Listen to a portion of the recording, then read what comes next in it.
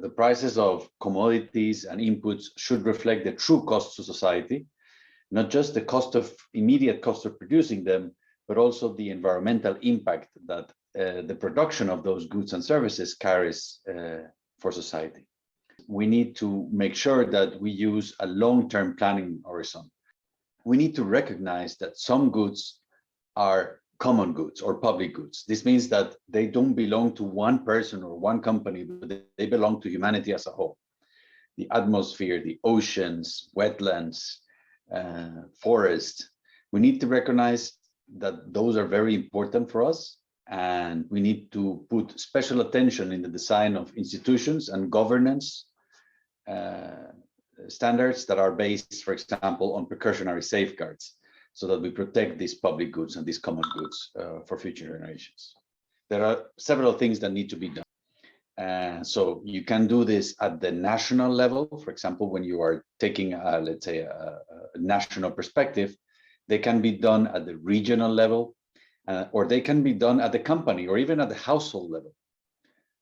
And for each and every one of those decisions, we need a careful analysis of what is the current situation and how does this current situation will look in the future, and what will be the alternative situation. And this we call a business as usual scenario, or let's call it sustainable ecosystem management scenario. And when you compare one against the other with a long-term perspective and focusing on the relevant indicators for the decision makers, so the things that the decision maker cares for, then you can provide a better picture of the decision that is in front of us. And that's what targeted scenario analysis is. It is a targeted scenario construction of business as usual versus sustainable ecosystem management for the outcomes that are relevant for the decision maker.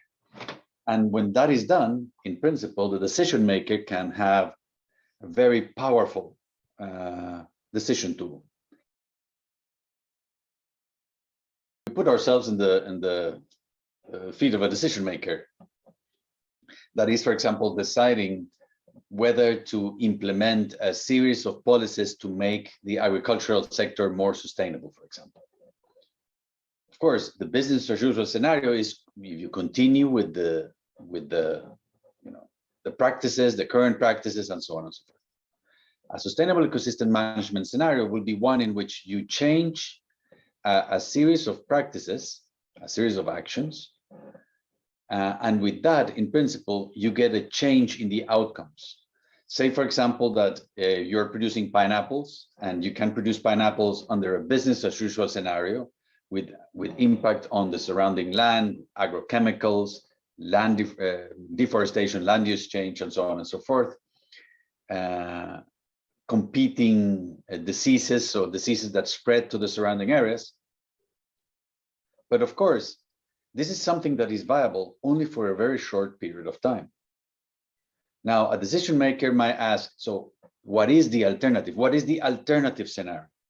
And if you build that scenario, it might be that this productive land is going to last longer, markets are going to be more willing to receive your product, and so on and so forth.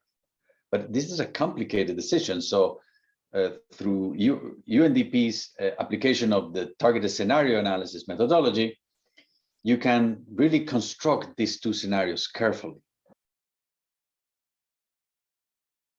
Two targeted scenario analysis that I particularly care about are both in agriculture. One is the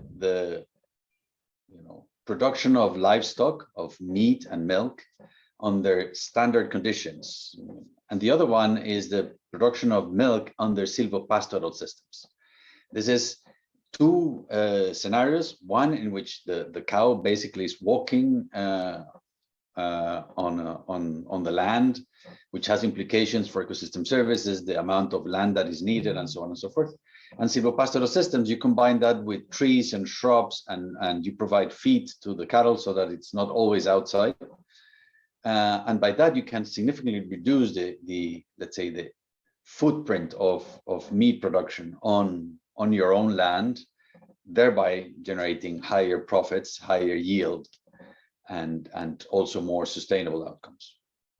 So that's TSA that I particularly like.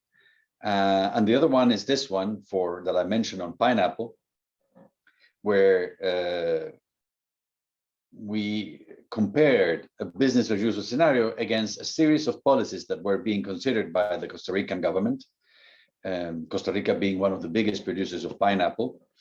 So the government was considered a series of policies, and we compare one against the other. So trying to explore what are the ups and downs of this new policy. TSA has been applied in the context of cacao production, or palm oil production, also livestock in several countries, Paraguay and others. So it is a very, in a way, it's a method that can be applied to very many different levels, and also what I mentioned about silvopastoral systems, you can do this analysis at the level of the farm, but you can also ask yourself what happens if you plan at a higher level, let's say a whole region or a whole landscape. When it comes to using this targeted scenario analysis, I would like to stress the fact that this is a way of organizing information. It's not necessarily that we are going to do something that is completely new, because yeah, it has a part of cost-benefit analysis, it has a part of social cost-benefit analysis, it has a part of economic valuation, feasibility analysis, and so on and so forth. What is really cool about targeted scenario analysis is that it puts all these things together in a compelling message for the decision maker.